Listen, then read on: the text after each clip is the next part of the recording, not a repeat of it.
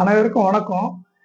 இன்றைய பதிவு பார்த்தீங்கன்னாக்கா, உடல் சூடு சம்பந்தமா நெறைய வீடியோ போட்டிருக்கேன். இருந்தாலும் நெறைய தெரிஞ்சுக்கங்க. உடல் சூட்டினால் 96 விதமான வியாதிகள் வருது அப்படின்னு சொல்றாங்க. அந்த 96ல முக்கியமா சில வியாதிகள பத்தி சொல்றேன்.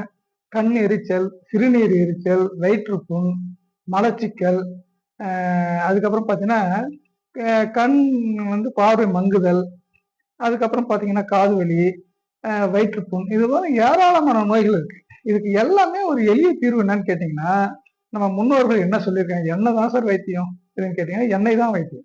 இதுக்கு எண்ணெய் வைத்தியம் தான், வேற ஒரு வைத்தியமும் இல்ல.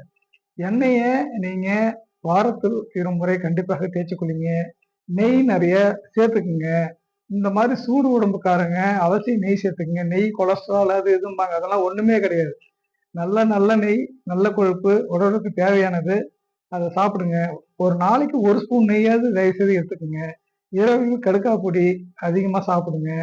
அது மாரி குளிர்ச்சியான காய்கறிகள் நம்ம நீர் காய்கறிகள்லாம் சுரக்காய், பூசணிக்காய், அரசாணிக்காய், பீர்க்கங்காய், புடலங்காய் இந்த போன்ற காய்கறிகள் நாட்டு காய்கறிய நெறைய சாப்பிடுங்க. இதெல்லாம் உடல் சுட்டுக்கணும். சோத்து கத்தாழ சாப்பிடுங்க.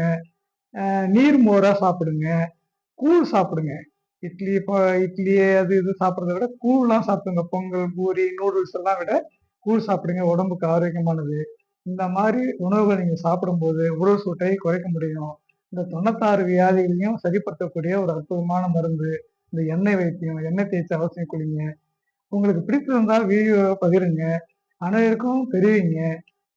அதாவது மருந்து இல்லாத வைத்தியம். மருந்தென வேண்டாவா யாக்கைக்குன்னு வள்ளுவன் சொன்ன போல எந்த நோய்க்கும் மருந்து தேவையில்ல. உணவே போதும். உணவே மருந்து.